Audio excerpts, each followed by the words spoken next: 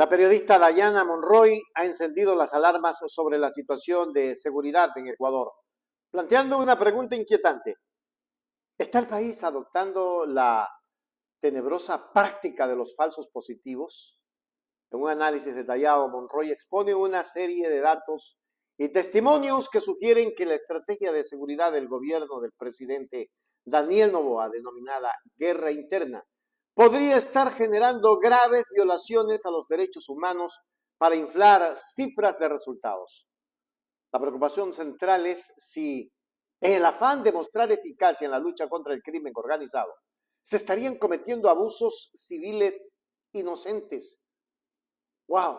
Es una pregunta que nos queda clara y que todos deberíamos de contestarnos. ¿Esto es falsos positivos lo que están haciendo? ¿Estamos regresando? No. Claro, estamos regresando o estamos aplicando las normas que aplicaba Colombia con el uribismo. Pregunto, ¿habrán fosas comunes en poco tiempo para allí sepultar a los disidentes y a los que no les conviene el gobierno? Por Dios, este es un gobierno nefasto o fascista, o neofascista. Vamos a mirar a Dayana Monroy. Hablemos de Ecuador un poquito. Estaba leyendo un reportaje sobre denuncias de abusos por parte de militares en Ecuador y no podía dejar de pensar en los 4 niños que fueron asesinados en diciembre pasado. Y es que resulta que no es un caso aislado. En esta investigación de Tierra de Nadie y de Conectas son los propios militares, de hecho el testimonio de 8 de ellos, quienes reconocen varias cosas. Primero, que se les está exigiendo una cuota de resultados para demostrar que la guerra interna impuesta por el gobierno pues está funcionando, y esto ha hecho que los protocolos de las Fuerzas Armadas simplemente queden archivados en papel, nadie los respete. Segundo, que sí han realizado abusos y torturas a estas personas que han sido detenidas, y esto coincide claramente con el incremento de crímenes cometidos por militares en las calles y en las cárceles. Y hay que decir que estos son datos de la Fiscalía. Delitos como la tortura se cuadriplicaron, pasaron de 52 casos en 2023 a 195 en 2024. Las ejecuciones extrajudiciales también crecieron de 6 a 19 y las denuncias de desapariciones forzadas se han duplicado. Pasaron de 12 registradas en 2023 a 26 documentadas en 2024. Pero según esta investigación, en contraste con estas cifras oficiales, identificó a 43 personas desaparecidas después de ser aprehendidas en operaciones o allanamientos irregulares realizados por los militares. 8 de estas personas fueron encontradas sin vida. Recordemos que en Ecuador los militares están en las calles luego de que el presidente Daniel Noboa lo oficializara en un decreto. Esto fue el 8 de enero del 2024. Pese a ello, hay una clara realidad también en las cifras. Ecuador acaba de marcar otro récord en homicidios, con más de 4.600 en el primer semestre del 2025. Esto es el 47% más que el 2024, que ya fue un año muy violento. Y esto implica un promedio de más de 25 asesinatos por día en Ecuador. Es decir, imagínense, más de un homicidio cada hora. Una tendencia que en caso de mantenerse, pues haría que Ecuador acabe este 2025 con el índice de homicidios más alto de su historia y de Latinoamérica, de hecho. Entonces, este círculo podría hacerse aún más peligroso, pues sin una estrategia clara, sin supervisión en cada misión militar que hay en las calles, ese aumento de exigir resultados para justificar el discurso solo se traduce en un incremento de abusos por parte de la autoridad, sin que el resultado real sea la reducción de la violencia en el país. La preocupación central es si, en el afán de mostrar eficacia en la lucha contra lo que habíamos dicho, el crimen organizado, se estarían cometiendo abusos contra civiles inocentes. Una sombra que recuerda oscuros capítulos de la historia reciente de otros países latinoamericanos.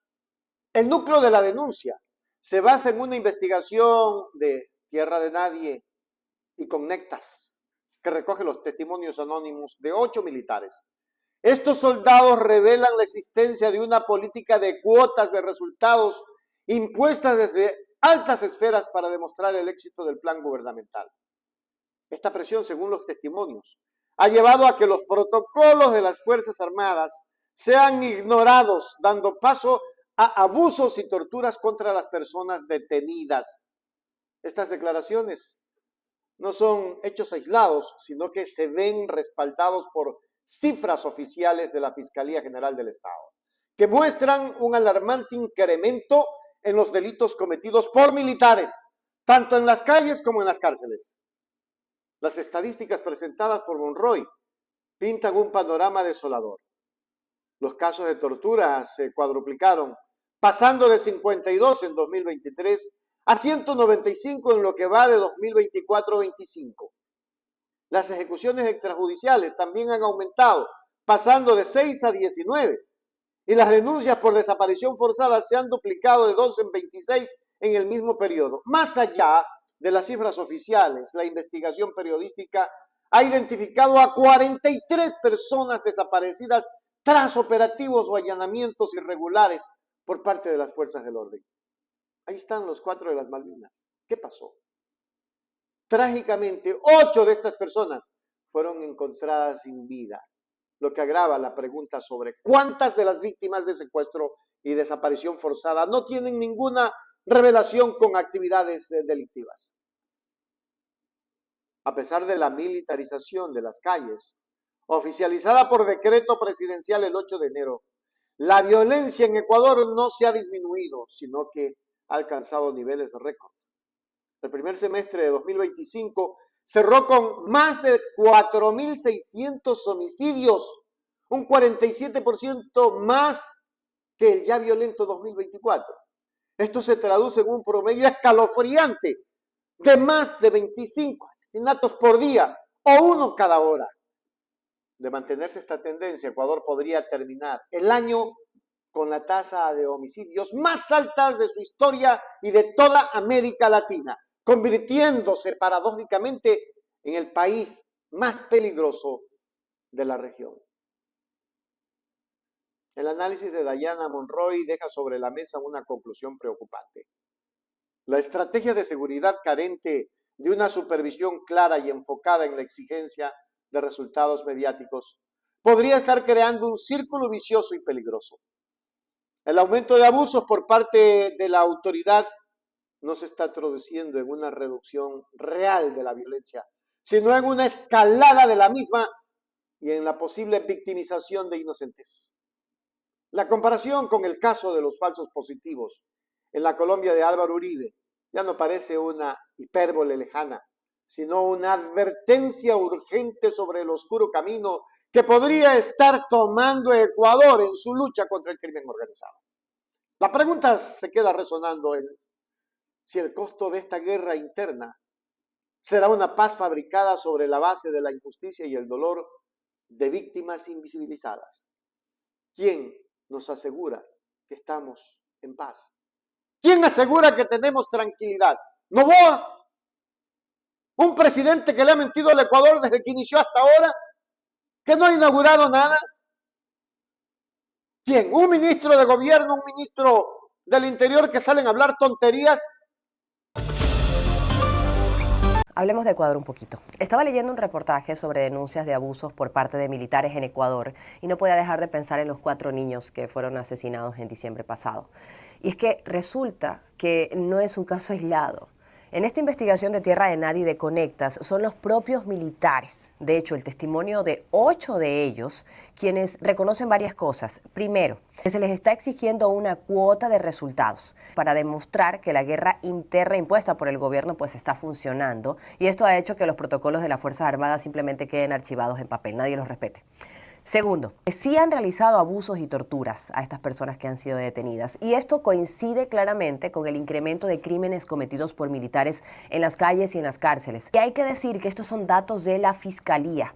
Delitos como la tortura se cuadriplicaron, pasaron de 52 casos en 2023 a 195 en 2024. Las ejecuciones extrajudiciales también crecieron de 6 a 19 y las denuncias de desapariciones forzadas se han duplicado.